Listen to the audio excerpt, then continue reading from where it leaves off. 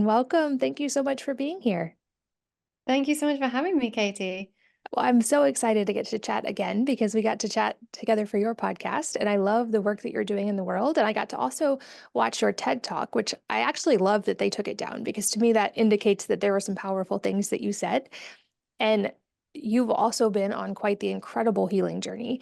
I've had my own healing journey, which I've shared on this podcast, but I feel like yours was absolutely amazing. All of the things that you went through and what you learned from that, and now how you are turning that into transformation for other people by sharing your story. So I feel like this conversation cannot start without the background of your incredible story. And I would love if you would be willing to start there and kind of give everyone listening some context for the continued conversation we'll have. Absolutely. And first, thank you for having me on. I'm such a OG listener of the Wellness Mama podcast. So it's really great to be here.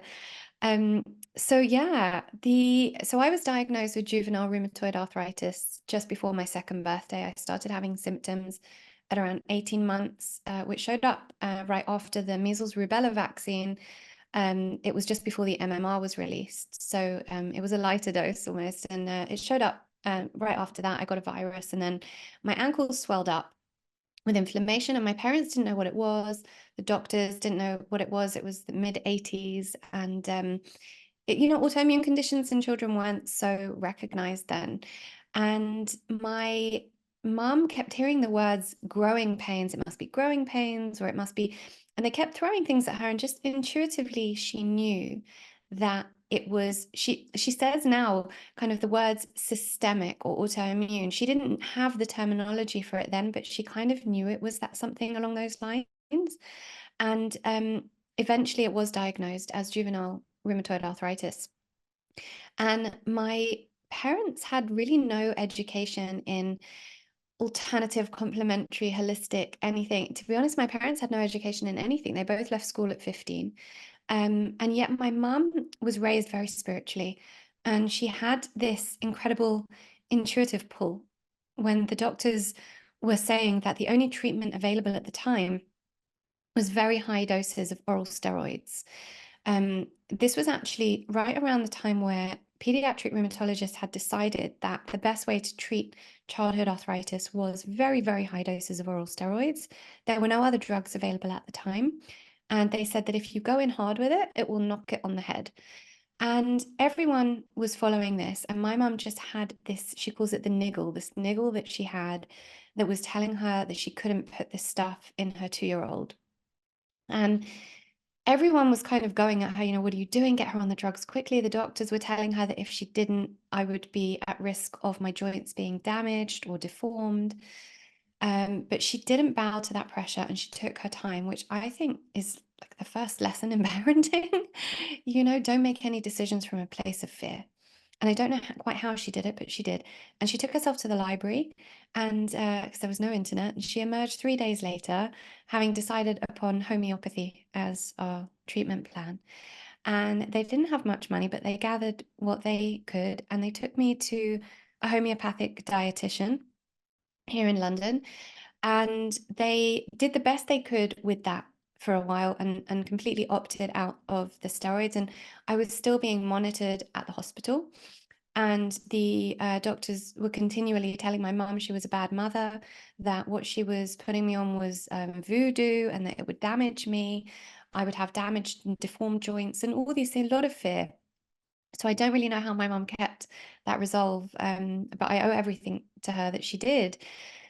And we kind of went along like that for a while, and we stayed with homeopathy. And what we were noticing was that the homeopathy wasn't curing me. I wasn't free from arthritis. But the older I was getting, and I went to a group physio and hydrotherapy class with the other kids with arthritis, and it was the same kids week after week, year after year.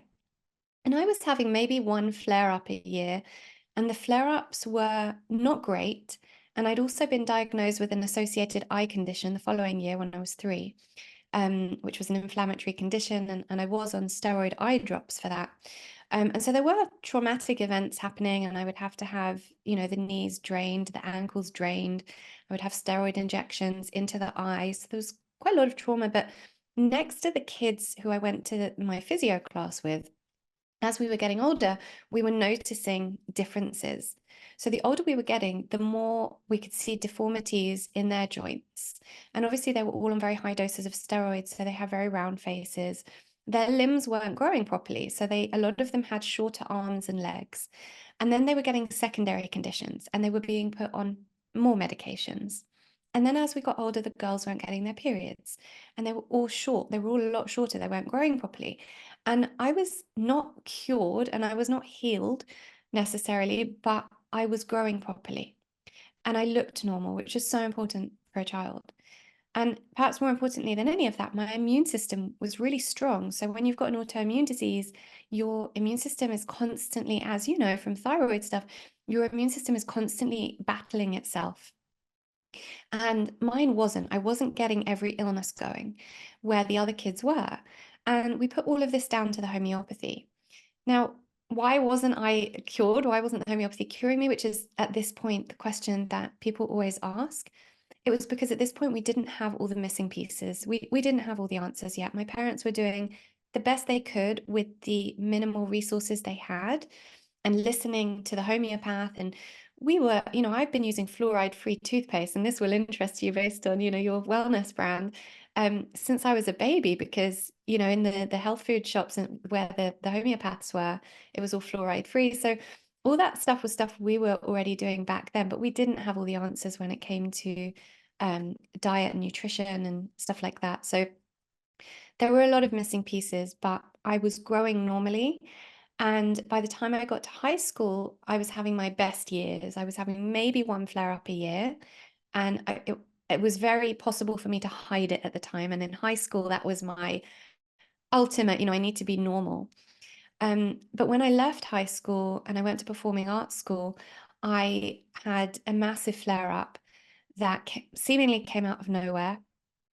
My knees, my ankles swelled really badly, and the eye was getting worse and worse. And we went back to the ophthalmologist and they said, well, what we haven't realized has been happening is because of the steroid eye drops and the years of inflammation, you've got one cataract growing over another, over another, over another, and it's pushing against the optic nerve and it's making the pressure drop dangerously low. And so we need to get these cataracts out, and we probably need to remove the lens from your eye, but we can't operate while there's still so much activity in the eye. So you need to take this chemo-based drug that's going to get all the inflammation down and make everything possible. And I was 17 going on 18, and I was literally looking at my parents saying, well, what has this homeopathy done for me my whole life? Clearly nothing. I was, this kind of very rebellious teenager at this point, rebelling against, angry at the world because, my life was coming to a stop and I was meant to be going to university and all these things I had to put on hold. And I said I was going to take the drug, and I did. And before taking the drug, I had arthritis in my knees and my ankles. Within 3 months of taking the drug, I became extremely sick. I couldn't hold down any food. I had ulcers all over my body. I started losing my hair. I was nauseous all the time. I mean, I was really, really sick. And then within 10 months of taking the drug, the arthritis spread to every single joint in the body.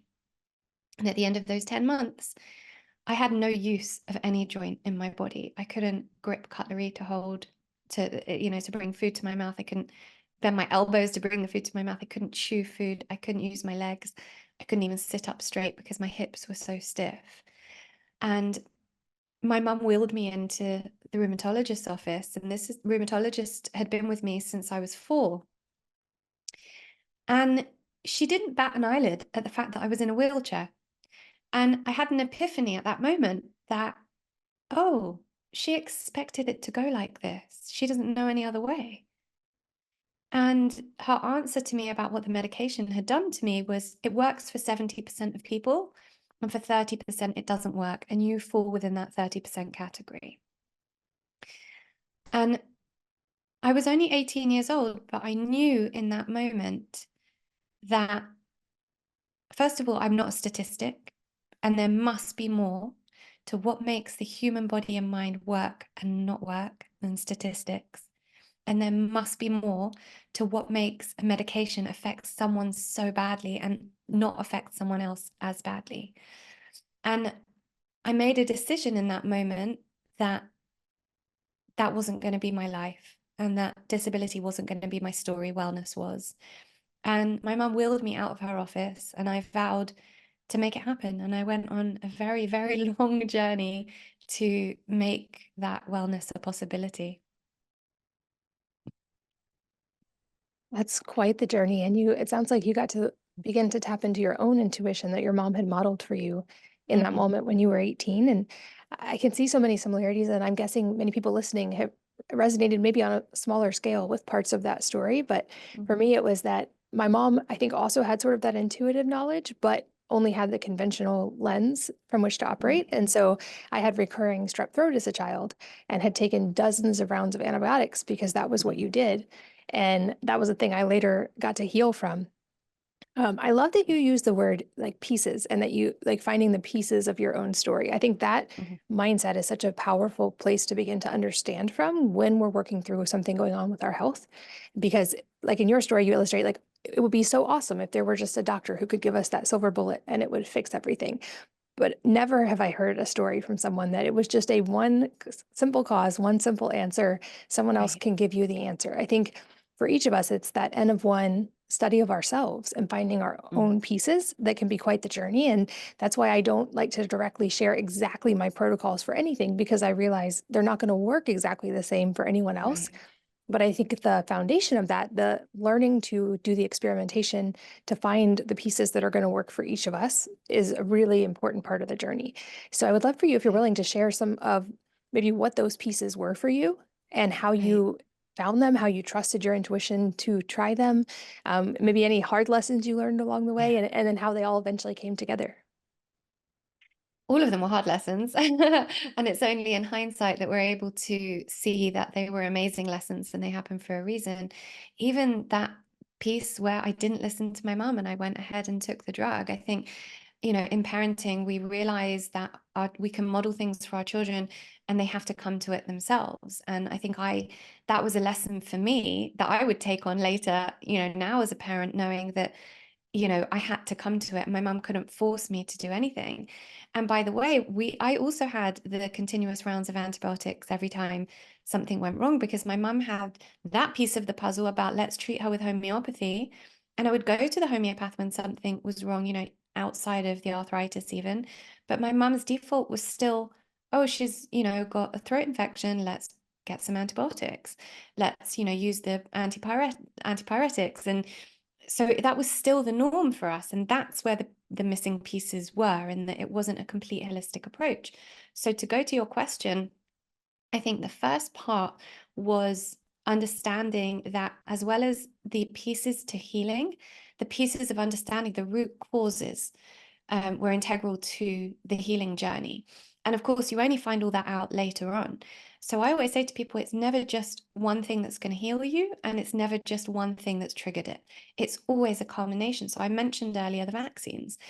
That was definitely a piece to the puzzle, in that it triggered the autoimmune response. But there were many things leading up to that that would have made my constitution personally react to that, because why do some people not react to vaccines, right? It's a constitutional genetic thing. What's in your DNA that makes you, predisposed to that?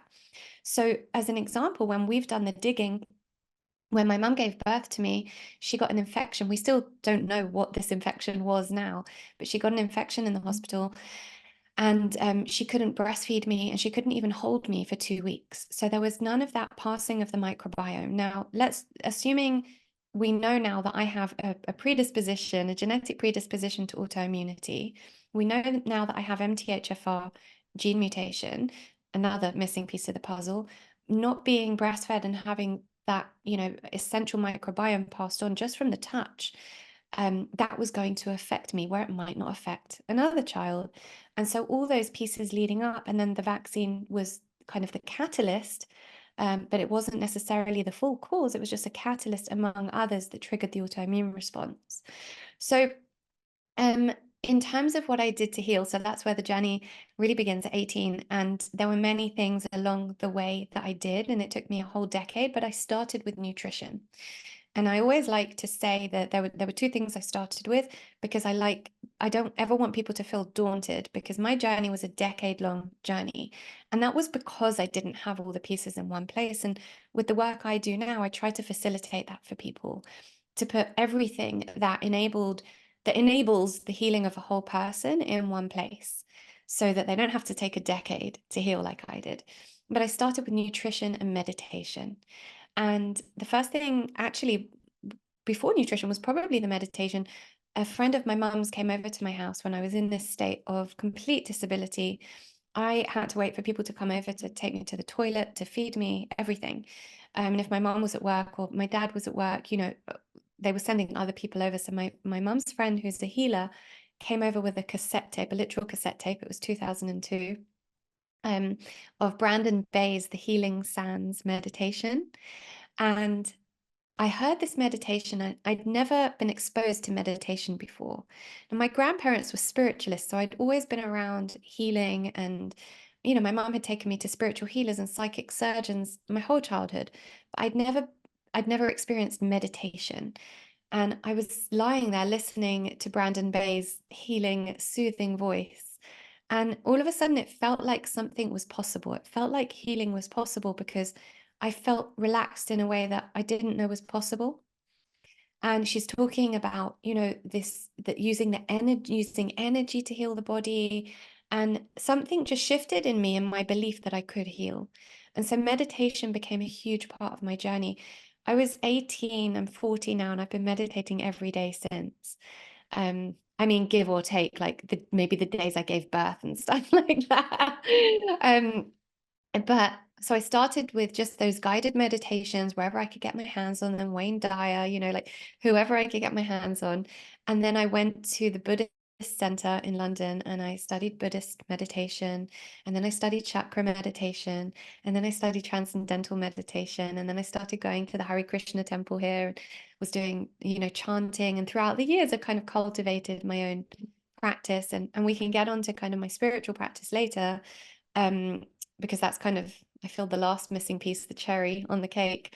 And so then I moved into nutrition, and I started realizing that everything I ate was going to have an impact on my body. And I didn't have any books or any guidance. Now you go to bookshops and you see, health and self-help, and it's just every diet you can imagine. And I didn't really have any of that.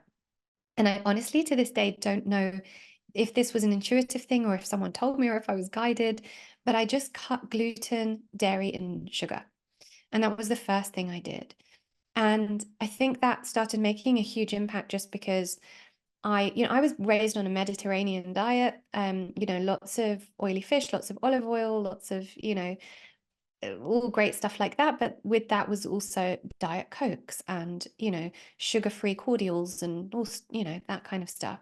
So I think coming from that place and just doing those things of cutting gluten, dairy, and sugar made a huge difference at that time. And then discovered probiotics and started learning about gut health. And so that kind of all spiraled from there. And listen, eventually it really, obviously my knowledge on nutrition evolved, and I learned different things, and I learned about raw milk as opposed to simply cutting dairy. But commercial dairy, I still don't go near. And I learned about why cutting gluten was important, and why it was so inflammatory for my gut, and how my gut was connected to the rest of my body. And through learning about the gut, I started learning about the brain. And so then that took me into the next phase, which was the mental phase. So I was dealing with the physical. And I actually moved at that time. A friend of mine, there was a really synchronistic thing that happened where my mum worked with someone who was seeing this doctor, a holistic doctor in Israel, who was he was a doctor that had studied Chinese medicine and had combined 7 different types of holistic therapies and integrated them into one. And she was basically cured from Crohn's disease by seeing him. So my parents took out a loan to get me to go there to see him and to have treatment with him. And I was there for 6 months. And I did come back after 3 months. I was riding a bike. I mean, it was like it was miraculous. And I came back and I was 20, 21, and I was like, I've lost all these years, these important years of my life, and now my body works. I'm going to go wild. And so I did, and I was drinking, and I was, living life and trying to get acting jobs and not looking after my body at all. And then within a year, the symptoms all came back like with a bang. But that was the best thing that happened to me, because that was the moment that I realized, hold on, I can't go back to this doctor every time I need a treatment, and I can't hire different people every time I need. What am I going to do? Go back there once a year and stay for 6 months or even 3 months? So that was the moment I realized that I had to stop outsourcing my health. And I actually had to take responsibility for my own well-being.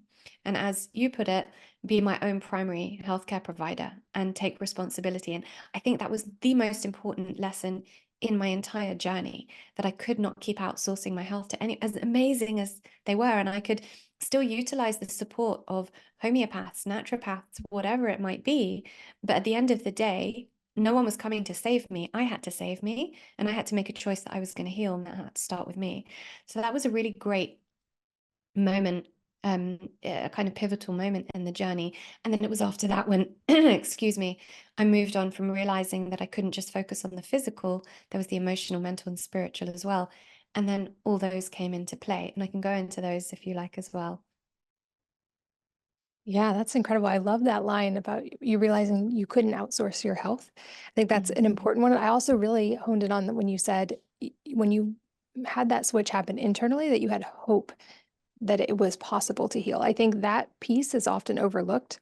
And so often, if we believe that we are sick and that that is the reality and that it will not change, I feel like our body will follow that mindset, that path.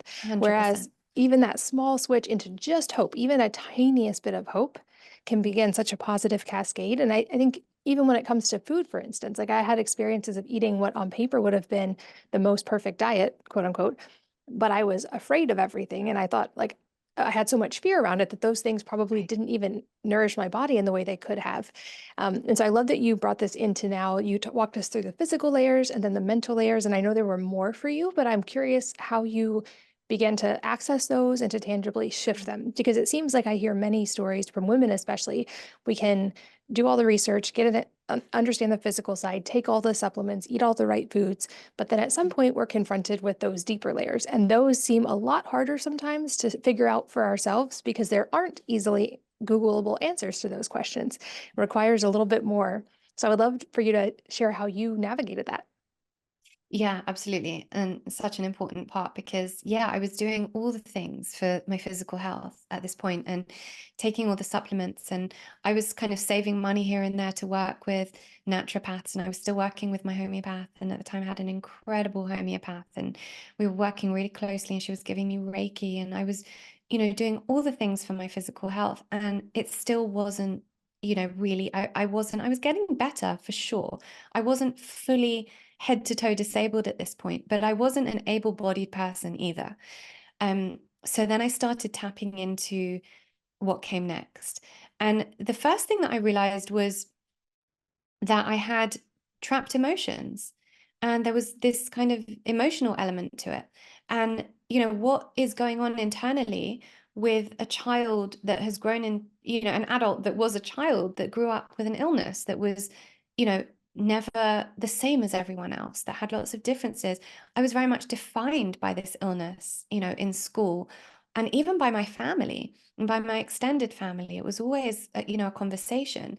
And so I started going deep into somatic healing, into processing traumas through and out the body, into understanding how much trapped emotions were affecting my physical health, which led me onto energy work and understanding the quantum element of everything that was happening to my body. And I have to say, Katie, I think that energy is, and understanding energy is potentially the biggest. I mean, it's arguable, of course, but understanding how our thoughts affect our physicality, I mean, it's mind blowing just what our thoughts have the ability to do to our physical body. And so, as soon as I started understanding that, I was able to start processing these emotions through and out the body using tools like somatic healing, the emotion code, easily accessible things as well, using just books to help me understand it. As time went on and technology was improving, there was podcasts, finding experts in the field and reading up and just educating myself on it was a journey of intensive self-study.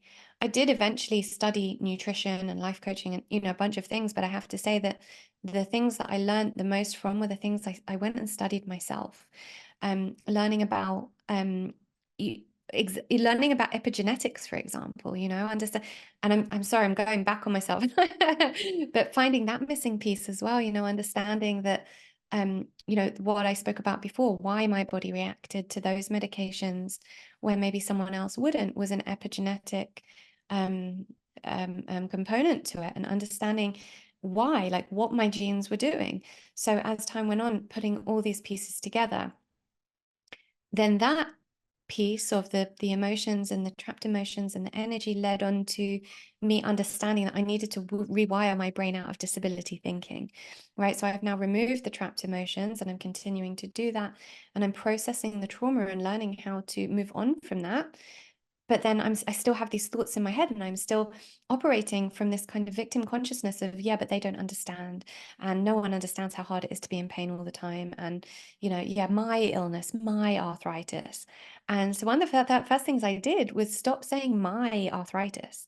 And I always advise people to do this when people come to me with any number of health concerns or anything: my anxiety, my diabetes, my cancer, my ADHD. Remove the my. Remove that element that you think it's yours, because as soon as something becomes part of your identity, you exist from that place. You're operating from that place. And so you create the energetic environment for that thing to be true. And so I started rewiring my brain out of disability thinking. And that was another huge piece of the puzzle. Oh, so many good pieces in what you just said. And I think that shift out of the disability thinking or the victim thinking or the whatever is for each person listening a little bit different, I think so powerful. And also, at least in my experience, a difficult thing to learn to rewire because it becomes so ingrained. You don't even, it's like you are in the water. You don't realize you're in the water because you've always been there. It's so Right. hard to become aware of that, which it seems like is the first step. But then even with awareness, it's a rewiring that seems very conscious and certainly not overnight. I've heard, of course, experiences of people who had a dramatic and an instant shift in all of that, but it seems like for most of us, it is a journey to learn how to rewire that. I know in hindsight, I could see I had a similar story with the thyroid and the victim and the disease and my illness and my thyroid issues and my body is attacking itself was the thing I said a lot. And Mm. I can look back in hindsight and realize I also that served a need at the time in some ways, in that it let me have a little bit of space to rest. Not much because I was still a Mm. mom, but it was an excuse that let me rest when I absolutely had to. And it also was a time that I sometimes was taken care of, which in childhood I felt like there were times when I wasn't. And so it was serving a Mm. psychological need, but there was a way Yeah. to access those through not having to be in a state of disease to do it. And that was a quite difficult journey. And I love that you said you removed the word why and no longer made it part of your identity. I think it's helpful to reframe anything that is like just a word that was given to us now. Like I don't have Hashimoto's. That was a word that was given to me in the past, and Right. I no longer have that word. But I would love to hear more about how you actually learned and then were able to cement that shift, because I know from at least Mm. my experience, that was not an easy thing to figure out and certainly to make a habit. Yeah.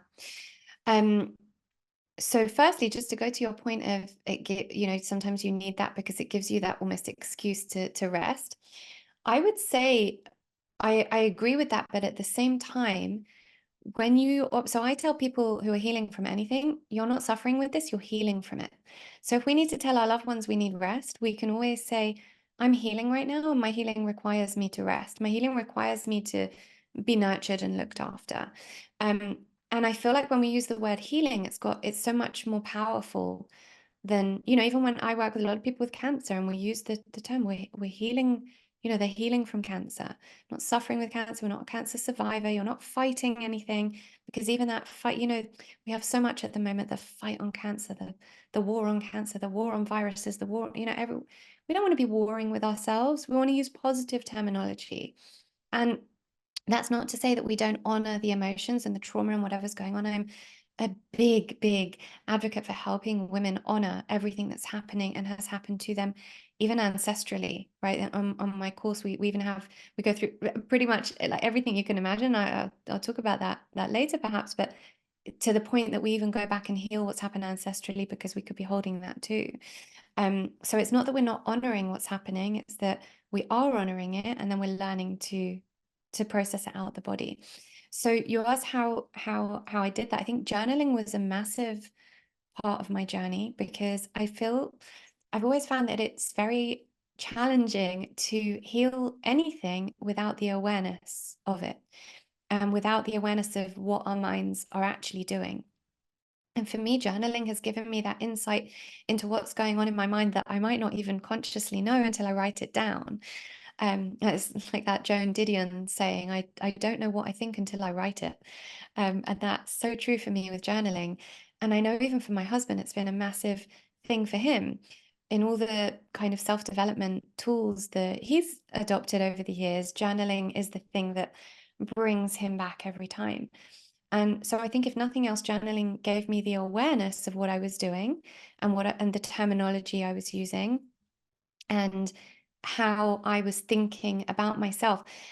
And, journaling actually led me to some of the most important insights into how I was using this, this disability mentality, and what I call the victim consciousness. And that's not to say we're not all victims of something. We're all victims of something, but when we exist from that victim consciousness, it's very hard to heal it. I realized things like, and this is, super profound, I only felt completely accepted and valued and fully understood as a child when I was in a hospital. So, and I came to that through journaling, realized I was a very intense, very difficult, uptight child. Probably now, understandably so. But no one really got that. No one understood it. And it was, oh, why are you so difficult? Why can't you just be happy? And I used to think, I don't know. I don't know why I can't be happy. I wish I could. Then when I was in hospital, everyone would cater to my every need. What do you want to eat? What can I buy you from the gift shop? What do you need? Da, da, da.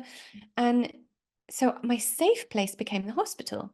So obviously, I'm going to hang on to this disease in some warped subconscious manner, because that's where I'm accepted. And that's what's defining me. What's going to define me if I don't have it?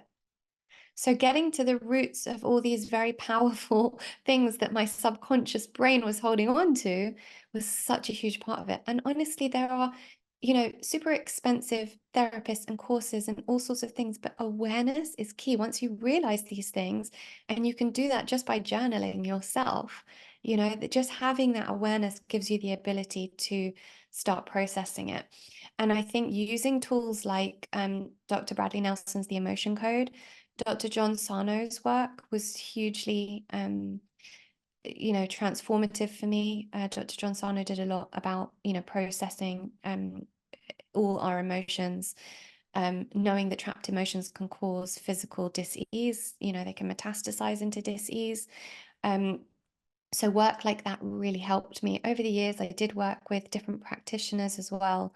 But I think that the key was learning how to acknowledge what the issues were, the ones that were really hidden deep that I couldn't get to without either the journaling or some help with, from some practitioners I was working with. And then I think one of the biggest, there've been many lessons, but a very big lesson in my journey has been that we can hold on to these traumas, and we can use them to kind of further our story and hold on to these stories. But actually, trauma and stress are things that can be removed from the body. I can't remember who says this. One of the great, it might be Dr. Gabor Mate, but trauma is not the thing that happened to you. It's what happened to your body as a result of the thing that happened to you.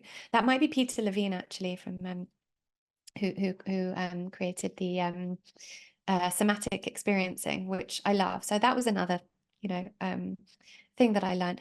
And so what I learned was, okay, I don't need to hold on to these traumas and use them as part of my story and keep going back on them and back on them. Once I've processed them through the body and I've actually removed them from the body, I can make a choice to move on. I don't have to hold these. I don't have to keep talking about, my trauma this and my trauma that, and this is stressful. Again, it's not to say I wasn't honoring it, or I don't believe in honoring it, but I believe that removing them from the body and making a conscious choice to move on enables us to regain our personal power, and we move it then into a place of empowerment. And so I think that really was the key. Well, I certainly echo the recommendation on the emotion code and on somatic work. Those were hugely influential for me as well. And I think what you Mm, said that in that last piece is so important as well. I love seeing that we're now becoming as a society seemingly much more aware of how trauma can affect the body. But I do wonder if sometimes that then replaces the old story and then trauma becomes the story and the identity. And I think there's a freedom in realizing you can keep the lessons and the strength and the resilience and the beauty and all the great things that you learned and had as a result of the trauma without having to stay in it. You don't lose exactly. those things. They were part of the journey. And wow, it resonated when you said you realized the sauna, or I mean, the hospital had become your safe place. That would be such a Mm, counterintuitive thing and probably so incredibly profound to realize. And no doctor or therapist could probably have given you that insight. That was no. you had to go meet those parts of yourself internally to find that. And then I'm sure to integrate that after. And I would love to also weave in, if it's applicable here, something else that I read in your bio and researching for this interview, where you talk about divine feminine healing. And Mm, I sense that there's a bigger, obviously, this could be a multi-part conversation on its own, but this is something that seems like it's kind of rising to awareness in the collective consciousness right now in society. It's talked about a little bit. And I wonder if just like trauma healing, this also could get a little bit like confused or integrated, but becoming part of the identity in a non-helpful way. I mm. also suspect this is something that many people maybe have not heard of or don't have an understanding of at all. So, if you're willing, would you explain how you got into divine feminine healing and what it is and how that was impactful for you? Yeah, absolutely. And it goes back to your point of, we're kind of replacing the old story with the trauma story. And the reason I think it goes back into it is because our female ancestors, most of the time, unless you came from, I don't know, like some really open, conscious group of people, they, on the whole, they just had to get on with it, right? And they didn't have much choice, and they went through a lot. Most of our female ancestors had to be very tough. And I have a Moroccan grandmother who she's not here anymore, who had 10 children, and she just had to get on with things. And from the other side of my maternal grandmother, also there was so much of this having to move forward regardless of what. And that excuse me, that brought with it the opposite of what we're talking about now, which is, in England, there's this saying everywhere, and you'll find it on mugs and on everything: keep calm and carry on. It's the stiff upper lip, British way of being. And it's actually hiding, keeping the emotions and the traumas within the body. And so that was the old paradigm, the very, oh, you don't need therapy. What do you need therapy for? Come on, move on, get on with it. And now we're at this, everyone's having therapy all the time, and we're just talking about it all the time instead of processing it. And there's a happy balance in the middle. And so much of that comes from connecting back to the divine feminine, which is the essence of every woman.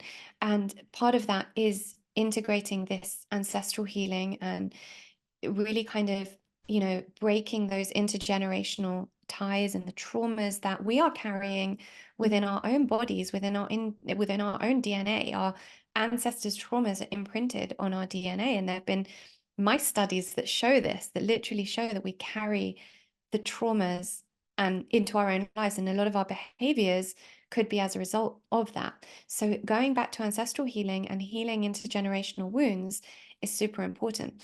And so my ancestral healing was what led me to the divine feminine work, but in realizing that there's been so much in history that has oppressed and suppressed women. And in order for us to be well, we have to actually be standing within our true authenticity. And so much of my work comes back to, it encompasses so much: the physical healing, the emotional, the mental. But how can we heal anything without truly knowing who we are?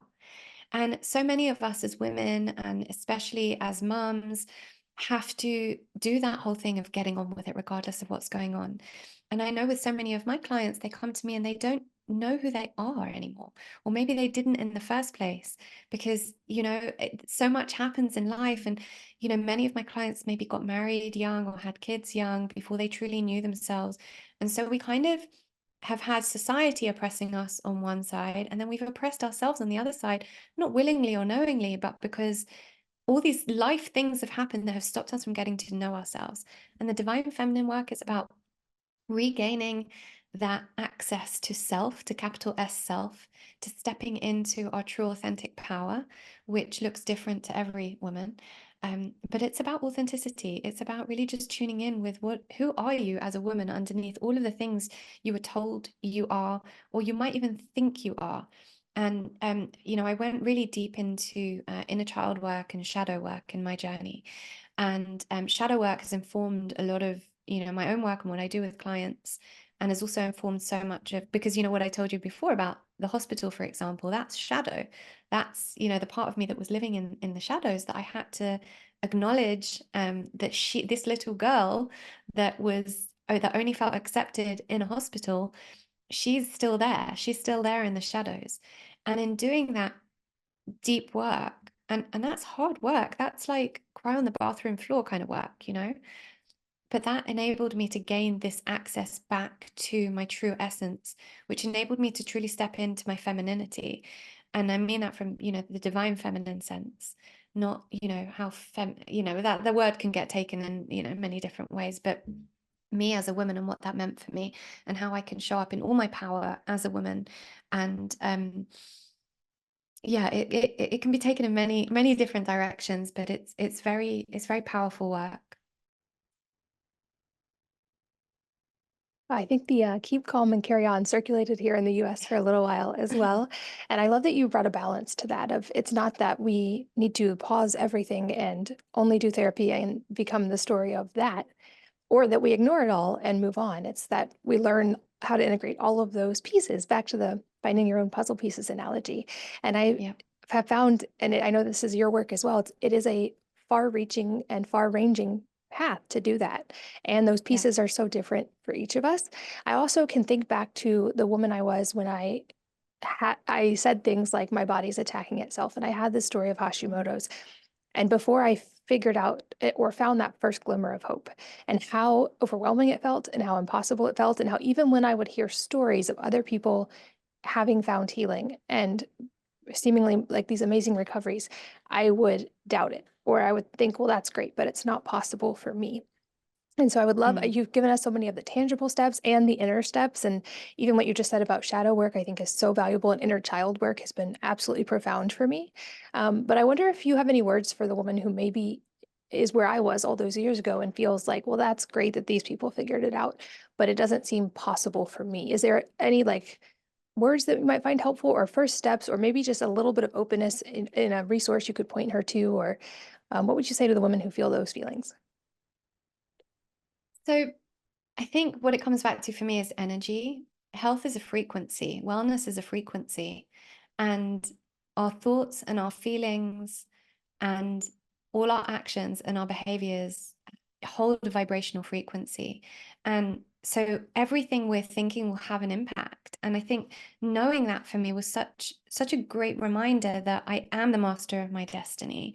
And I know that woman. I was that woman. I mean, what you were saying before about it's so hard to come out of that story when you've known no different. I was diagnosed when I was a baby. I literally knew no different, like literally knew no different. So I always like to say to people, I just hope that my story gives hope, because if I can do that, having never known anything different, having been as disabled as it gets. I mean, I was in a wheelchair on my wedding day. Um, and I could still heal. And so I guess I never finished the story, but it took me 11 years. And at the end of that kind of a decade-long journey of discovery and self-study, I did heal. I finally got myself to a state of wellness, which was 11 years ago now. And I've been able to maintain that because all the things I was picking up along the way, although none of them were working on their own in isolation at the time, all of them combined together now are all continuing to keep me healthy. And I think that's where my story is often unique, because a lot of people will hear from that they've healed, and we're hearing from them a year later. To be able to hear from someone who 11 years later is still, I'm in better health than I've ever been at 40 years old, and feeling strong. And so I think the number one thing is keeping that sense of hope and faith in something that is beyond us. And that's where it comes back to frequency. I had to have a belief that there was something else that was going to happen, that something else is around the corner, that I'm going to be introduced to someone who might have another missing piece for me, that I'm going to come across some resource that's going to be another missing piece for me. And eventually it's going to all come together. And it did all come together, but it wasn't because I was introduced to someone, or it was because I decided that I was going to get well, and I never faltered on that. I mean, obviously I had bad days where I was like, oh, this is too hard. And I cried a lot. All right. I'm not saying that I was this stoic person who was like, no, I'm doing it. It's all good. I was not at all. I had really weak moments, but I kept that faith that I would heal. And so I think that I do believe in miracles, because I think that the body is such an intelligent organism. And I've seen people heal from the most crazy things. And I just think, for the woman listening who's maybe in that dark place, just know that I truly believe that anyone can heal from pretty much anything. And we just have to keep that faith to keep that going, and know that healing is a frequency, and we can make a choice, but we just have to stay in that choice. So beautiful. And you mentioned that you have worked with many people on this journey. Where can people find you if they're interested, if you are still working with people, and or where would you point them toward resources online if they want to continue deepening their understanding on any of the things you shared today? Sure, yeah. So I have a membership program for women. It's called the Rise membership. And I created it as this one-stop shop that I was looking for that never existed. And it's a membership program that's hosted on an app. So it's really user friendly. I created it with busy women in mind. I created it with myself in mind, knowing that when you're healing and you've got kids, and or you're working, and whatever it might be, you need something that's accessible. So it's got 14 modules of all the things I've spoken about, from inner child work, shadow healing, trauma healing, emotional intelligence, brain training. So that whole thing about, bringing ourselves out of disability thinking, ancestral healing. We've got the health optimization element in there as well, modules on nervous system regulation, everything you can imagine that you would need to get to a place of wellness. And then on top of that, we have monthly group coaching calls with me, which I run myself, where we go deeper into the spiritual and the health optimization, so that everyone feels that they get some personalized support. We have a monthly Vox a day, so the ladies get to voice note me once a month asking anything. And it literally, the great thing about what I do is, because I believed that healing, if you want to heal one part of you, you have to heal the whole self. That was my biggest, that was the journey. And so I created this with that in mind. So women work with me from every walk of life, and coming to me with every life situation you can imagine, from wanting to heal physical illness, to wanting to heal trauma, to wanting to up-level their careers, to wanting more confidence, anything. So the messages on Vox a day range so much, and I love it. It's my favorite day of the month. And there's a whole load more features within the membership, and it's a really kind of very personalized, warm place to be, with a gorgeous community of like-minded women. So that's my main offering. I also have my own podcast, as you know, Reconditioned, and I post on Instagram daily wellness tips. So yeah, that's basically where I am. Lovely. I will put all of those links in the show notes for any of you guys listening on the go. You can find all of that at wellnessmama.com. And I've enjoyed following you on Instagram as well. So you guys go give her a follow. You post some great content on there. And I love getting to curate. So even our social media gives us those little like insights and tips and little boost of positivity. But this has been such a fun conversation, and absolutely incredible, the journey that you've been through. And I love that you are now transforming that into helping other people go on the same journey. I have so much gratitude for the work that you do and for your time today. I'm so glad we got to connect here. Thank you so much. Thank you so much. I've really enjoyed this chat with you. And thank you, as always, for listening and sharing your most valuable resources, your time, your energy, and your attention with us today. We're both so grateful that you did. And I hope that you will join me again on the next episode of the Wellness Mama podcast.